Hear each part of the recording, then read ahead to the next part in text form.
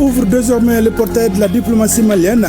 C'est une plateforme numérique pour faciliter le processus de demande de documents pour les Maliens établis à l'extérieur et les demandes de visa d'entrée au Mali pour les étrangers. Le Mali dispose d'une solution informatique sécurisée dans les missions diplomatiques et consulaires. Le Ramadan rapproche.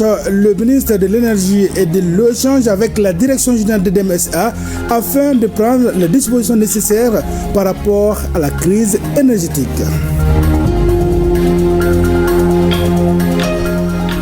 Mesdames, Messieurs, bonjour et bienvenue aux informations. Le Mali dispose désormais d'une solution informatique sécurisée dans les missions diplomatiques et consulaires. C'est une plateforme numérique pour faciliter le processus de demande de documents pour les Maliens établis à l'extérieur et les demandes de visa d'entrée au Mali pour les étrangers. Le spécimen pour le visa d'entrée au Mali est désormais unique. Il a été présenté au président de la transition, général d'armée, Assimi Goïta, qui a présidé d'ailleurs la cérémonie de lancement à Koulouba. Sera Bachili pour les détails.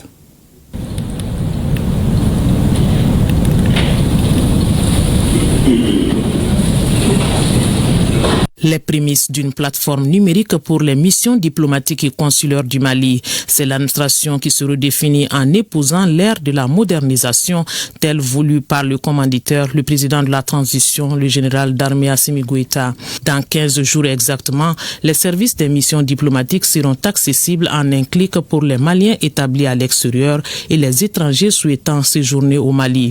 L'innovation est appelée solution informatique sécurisée dans les missions diplomatiques et consulaires à l'extérieur. La conception et la réalisation sont purement maliennes. Un Malien étant à l'étranger, étant dans son salon ou dans son lieu de travail, à partir de cette plateforme, peut initier une demande donc d'un document consulaire, obtenir un rendez-vous et se présenter au consulat donc pour une prise en charge efficace. Maintenant, le deuxième service pour les non-maliens qui désirent venir passer du temps au Mali, soit visite privée, soit tourisme. Il suffit tout simplement d'aller sur cette plateforme donc pour initier une demande de visa, d'autorisation d'entrée au Mali. Maintenant, l'avantage c'est que aujourd'hui toutes nos missions diplomatiques et consulaires du Mali sont synchronisées. Quelqu'un fait la demande de visa en Chine, tout de suite l'ambassade du Mali aux États-Unis est informée et quand cette personne veut faire la même demande de visa au Brésil par exemple, le consulat est informé qu'il avait fait la demande en Chine et telle réponse lui a été réservée. Un accès sécurisé donc à des actes d'état civil, des documents administratifs comme la fiche individuelle, les attestations sur l'honneur et les actes d'état civil et ceux d'identité de voyage comme le passeport conformément à une procédure de prise de rendez-vous pour éviter les lourdeurs bureaucratiques. C'est un système destiné également à faciliter les demandes de visa pour les étrangers. Il y a également un temps qui a été réservé aux activités des ambassadeurs chefs de mission. Ils ont la possibilité de communiquer sur leur propre activité dans leur juridiction. Relativement au volet de demande de visa d'entrée, c'est destiné à des étrangers, mais également à nos ressortissants maliens qui n'ont pas pu avoir le passeport malien et qui souhaitent venir au Mali. Donc pour leur faciliter le travail, la plateforme est conçue de telle sorte qu'ils peuvent, là où ils sont, formuler leur demande et le traitement sera fait à Bamako et de façon rapide. Une prise en charge sera faite de façon très effective. Vous allez constater au niveau de la plateforme que les ambassades du Mali ou les consulats du Mali ne sont pas dans tous les pays, mais sur la base de la carte diplomatique, peu importe le lieu de résidence du demandeur, il a la possibilité de formuler sa demande. Donc, et une prise en charge sera faite par la juridiction malienne qui couvre son lieu de résidence. Le volet visa vise à uniformiser les demandes et le sticker est désormais unique pour le visa d'entrée au Mali. Un exemplaire a été présenté au chef de l'État, le général d'armée Assimi Goïta. Par ailleurs, la dimension proactive de cette plateforme nationale permettra la prise en charge des demandes, mais aussi plus tard l'harmonisation avec le système de visa confédéral AES, dénommé Visa Liptako, lorsque celui-ci sera lancé. Le lancement de la solution informatique et son opérationnalisation auprès de tous les services concernés dans exactement 15 jours est le signal d'une administration qui se veut performante, qui vise à s'améliorer en renforçant le système de suivi et évaluation et qui s'emploie à disposer de cadres responsabilisés et formés aux nouvelles technologies pour le bien-être de nos populations et des usagers, maliens comme étrangers, de notre administration nationale. Les économies d'échelle qui seront réalisées contribueront à réduire significativement certaines dépenses de l'État et à consacrer ses ressources à ces activités en lien avec le bien-être des populations. Dans la logique de concrétisation d'engagements présidentiels, plusieurs départements ont collaboré avec le ministère des Affaires étrangères et de la coopération internationale pour la réalisation de cette œuvre, une interaction qui renforce l'action publique. Cette solution informatique est ainsi le fruit d'une parfaite coopération et collaboration entre différentes administrations poursuivant l'objectif commun de traduire en activité, bénéficiant aux populations maliennes et aux usagers internationaux l'ambition d'une administration moderne, performante, accessible à tous, en harmonie avec son temps et répondant aux attentes de nos compatriotes. Aux deux volets de la solution informatique sécurisée se greffe un portail consacré à la communication où nos compatriotes établis à l'extérieur auront accès aux informations sur le Mali fournies par la présidence de la République, le secrétariat général du gouvernement et l'Office de radiodiffusion-télévision du Mali, l'ORTM. À cette liste seront ajoutées d'autres structures. La modernisation de l'administration, une vision présidentielle pour un système de gouvernance répondant aux aspirations du peuple avec des services plus performants. Autre point de l'actualité, le ministre de l'Énergie et de l'Eau a effectué hier une visite à la Société Énergie du Mali. Objectif, échanger avec la Direction générale pour les dispositions prises pour le mois de Ramadan. Le ministre Boubacar Diané a donné des instructions pour répondre rapidement aux attentes de la population par rapport au mois de Ramadan, nous dit Youssouf Diakiti.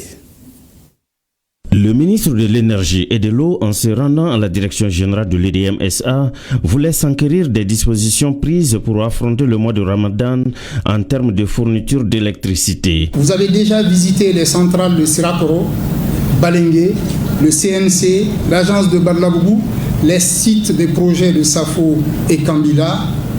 Tout cela témoigne à suffisance la qualité de votre leadership et votre implication. Il faudra que les centrales de EDM soient approvisionnées correctement en combustible. Mais pour qu'il y ait de combustible, il faut de l'argent. Et Dieu seul sait que EDM SA traverse des difficultés de trésorerie. Toute chose qui pourra trouver un début de solution avec la création d'un fonds de soutien aux projets d'infrastructure de base et de développement social. 2 décrets et une ordonnance ont été prises dans ce sens par le gouvernement. Ce fonds est abondé par des prélèvements faits sur les recharges téléphoniques et le retrait, soit respectivement 10 et 1%.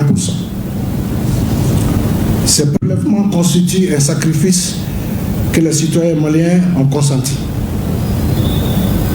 J'ose donc espérer que notre secteur, qui connaît d'énormes difficultés, sera le premier à bénéficier de ce fonds. À la cérémonie était présent le conseiller spécial du Premier ministre chargé des questions énergétiques. Mamadou Yehia Kamara note que l'état actuel du pays exige la participation de tous à l'effort national. Je vois que ici le plan qui a été proposé par le directeur général, c'est un plan jusqu'en fin juin. Parce qu'en fait, fin juin, c'est un point d'inflexion dans le parcours pour cette année, parce que à partir de juillet 2025, il est attendu l'arrivée donc de la 2e ligne de Manantali. Le ministre Boubacar Diané a quitté l'EDM avec l'espoir que les efforts conjugués donneront des résultats répondant aux aspirations du peuple malien, parlant de la fourniture correcte d'électricité, surtout à cette veille du mois de Ramadan. 84 jeunes de la commune rurale de Mandiakoui, dans la région de San, viennent de recevoir des kits de démarrage d'activités d'auto-emploi. Ce projet est mis en œuvre par l'ONG Sahel Eco et l'association APAD Iraye Iriwaton. Dans des fonds de déroulement ont été également remis aux 3 groupements d'intérêt économique d'entreprises regroupant les 84 bénéficiaires. Le coût du projet est estimé à plus de 16 millions de francs CFA, nous dit depuis San Dressa Koné. Ils sont 84 jeunes de 28 villages de la commune de Mandiakoui à bénéficier des kits de démarrage d'activités d'auto-emploi. L'activité entre dans le cadre du projet d'appui à l'auto-emploi des jeunes et des femmes dans la commune rurale de Mandiakoui. Il est financé par le Fonds canadien d'initiative locale et mis en œuvre par l'ONG Sahel Eco. Coût total du projet, plus de 16 millions de francs CFA. Il s'agit des kits des emplois comme les transformations des produits agroforestiers. Donc il y a l'aviculture, l'élevage de la volaille. Donc il y a aussi des kits des métiers non agricoles comme coupe et couture, la mécanique auto. Il y a aussi l'entretien des photovoltaïques, des kits pour les maraîchages. Ces matériels vont nous permettre de nous développer. On était dans les besoins et nous disons merci à Sahel Eco et son partenaire. Un plaidoyer sur l'employabilité des jeunes de la commune de Mandiakoui, la remise des récépissés et des fonds de roulement de 100 000 francs CFA à chacune des 3 coopératives regroupant les 84 bénéficiaires ont constitué d'autres temps forts de la journée. L'ambassade du Canada est fière d'accompagner ce projet qui permettra de renforcer l'employabilité des jeunes et surtout de renforcer le tissu social. Ce financement illustre également l'engagement du Canada aux côtés du peuple malien, en particulier les femmes et les jeunes. Et sur ce, je ne peux que vraiment, au nom de plusieurs autorités, remercier encore et encourager l'ambassade du Canada et son partenaire Sahel Eco, exhorter les bénéficiaires à bien utiliser les fonds et les matériels qu'on vient de recevoir pour l'essor vraiment de notre communauté. Chaque bénéficiaire a reçu un certificat conformément à sa filière de formation. Rapport 2024 du profil société économique des communes du Mali est au centre d'une session d'échange à Caille. Il permet d'orienter les décideurs dans la mise en œuvre des programmes et politiques de développement. La session regroupe l'Observatoire du développement humain durable et de la lutte contre la pauvreté et les différents acteurs de la région de Caille. On en sait plus avec Balkissa Sadibou Chérifou Haïdara. Document de référence en matière de ciblage des zones et communautés vulnérables, le profil socio-économique des communes du Mali permet d'orienter la prise de décision. C'est en réponse à cet objectif que l'Observatoire élabore régulièrement ce rapport profil pauvreté des communes ou profil socio-économique des communes du Mali, qui constitue un outil important qui permet d'améliorer la connaissance des décideurs du développement sur l'offre de services socio-économiques de base. C'est une tradition pour nous de faire cette opération de diffusion, restitution des résultats et ça permet au ministère à travers l'Observatoire du développement humain durable de partager les résultats auxquels nous avons abouti suite à nos analyses. Le représentant du gouverneur mesure toute l'importance de ce rapport dans le cadre de la lutte contre la pauvreté dans notre pays. 2 jours durant, vous procéderez à un examen analytique sans complaisance et apprécierez à juste titre le niveau de développement sur la base de cette étude comparative des communes, levier de développement, choix d'une technique administrative de gestion en cours dans notre pays, facilitée par l'exploitation des déterminants de la production de la richesse, enclavement intérieur et extérieur, l'accessibilité des populations aux services sociaux de base et à se charger de la mobilisation des ressources dans le cadre du financement du développement. Cet atelier qui regroupe, entre autres, les représentants des organisations de la société civile, des services techniques, de l'administration, du secteur privé, des partenaires techniques et financiers, ainsi que des élus locaux, est financé par le projet d'harmonisation et d'amélioration des statistiques en Afrique de l'Ouest et du Centre. En Markala, Abdoulaye Karambiri, entrepreneur de son état, a été déclaré l'homme de l'année à Maracala. La cérémonie de remise du trophée a eu lieu samedi dans la capitale de l'Or Blanc, nous dit Kandé Silla. C'est Abdoulaye Karambiri, natif de Markala, entrepreneur de son état, qui a été désigné l'homme de l'année 2024 par une commission désignée à cet effet par les organisateurs. Le choix de l'homme se justifie par les multiples actions sociales et humanitaires qu'il ne cesse de poser dans le cercle de Markala. Il a procédé à la donation des vivres. Alors le riz pour réellement le mois de carême associe plus de 500 familles. Après la création de son entreprise, il a créé plus de 200 emplois. Un château d'eau pour le pâturage. Moi je suis très content. Inch'Allah, vraiment je ferai tout pour faire mon mieux, le maximum possible. Tout ce que je peux faire pour Markala et puis pour Afrique, pour le Mali. Tout ce que je peux faire, Inch'Allah, je peux faire. Les gens de Markala peuvent compter sur moi. Cette cérémonie, parrainée par le fils du guide spirituel d'Amsardine, Alou Badra Aydra, a mobilisé les autorités régionales et locales, les parents et plusieurs invités. M. Karambiri est un citoyen modèle qui répond présent à tous les grands événements socio-économiques et du cercle de Markala et de la région de Ségou. Je formule le vœu que cet événement puisse être pérennisé dans le temps pour que d'autres puissent s'inspirer de ce modèle-là et prétendre à ce trophée lors des éditions prochaines.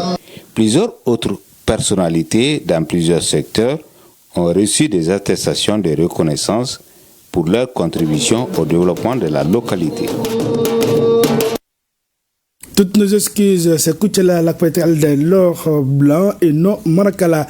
L'amicale pour le développement du cercle de Gundam, appuyé par son partenaire financier, la Fondation Orange Mali, offre aux victimes des inondations du cercle une quantité importante de kits alimentaires. Le coût de la donation est estimé à plus de 75 millions de francs CFA. Et c'est le mémorial Modibo Keïta qui a servi de cadre pour la cérémonie des remises. Compte-rendu signé Fademba Keïta. Acte de bienfaisance, la Fondation Orange Mali, partenaire sollicité, remet à l'amicale pour le développement du cercle de Gundam les kits alimentaires destinés aux victimes des inondations du cercle. Une lueur de joie se sent sur les visages de tous les ressortissants de la localité présents à la remise. Ensuite, le deuxième adjoint au maire de Gundam, dépêché pour la circonstance, reçoit les dons au nom des bénéficiaires. C'est pour remercier l'amicale pour sa transparence. D'autres auraient dû avoir ces dons et ne rien dire.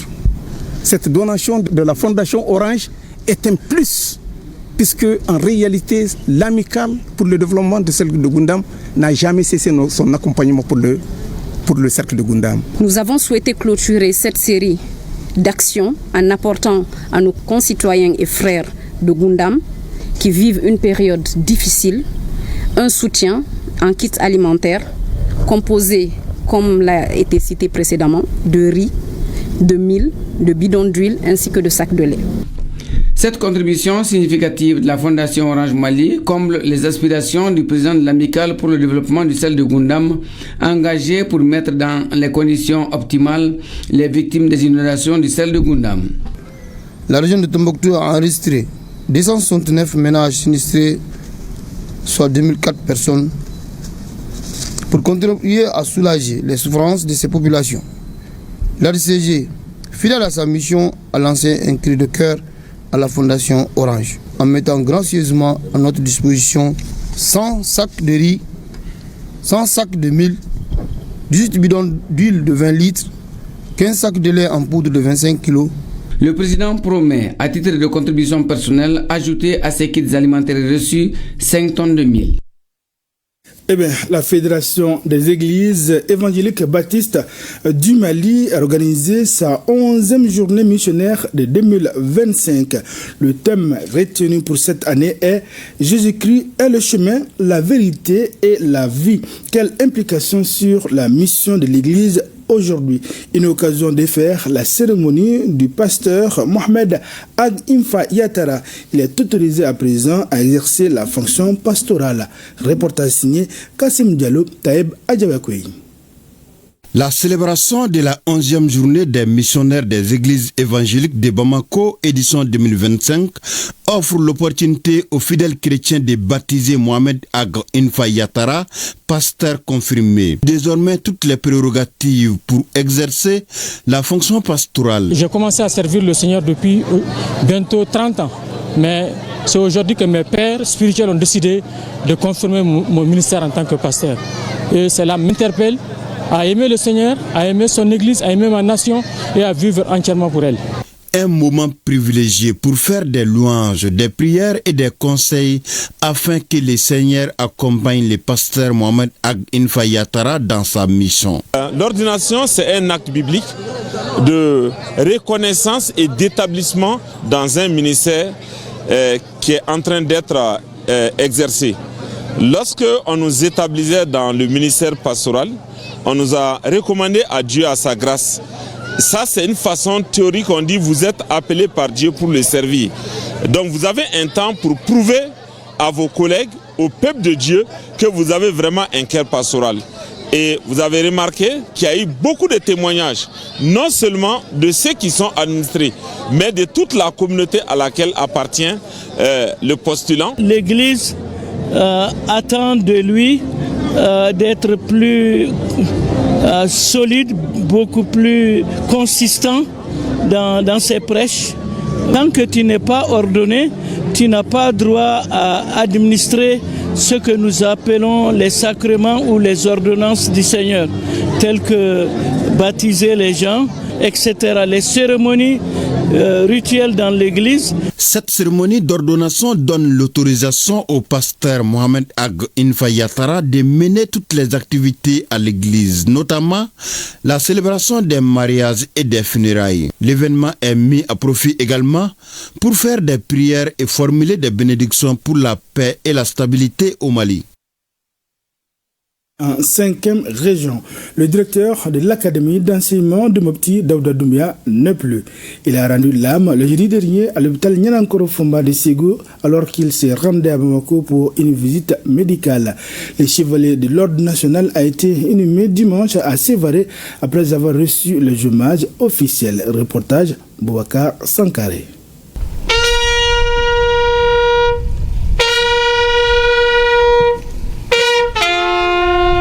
Il devrait souffler ses 50 bougies le 14 février 2025.